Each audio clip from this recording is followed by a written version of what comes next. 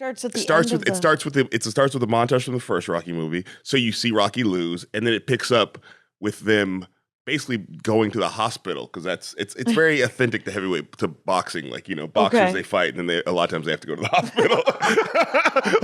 That makes total sense. They do the press conference, and it's like, and now can somebody take me to the hospital? Right, I've been beaten up for 45 minutes. Oh my God. So that never even occurred to me. No, Muhammad Ali. That's like because you'll Sugar Ray Leonard. Doesn't matter what weight. Doesn't matter what weight. They generally. I mean, even if they just go to the checked up, but a lot of times, if it's a really brutal fight and a long fight, especially 70s fights were 15 rounds.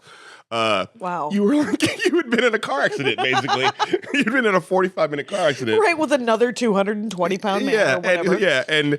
And just the sheer exhaustion of moving that long but also getting hit. So they go to the hospital, and it's this frenzy of Rocky being like just sort of happy that he sort of made it through and he found Adrian. He's sort of totally fine.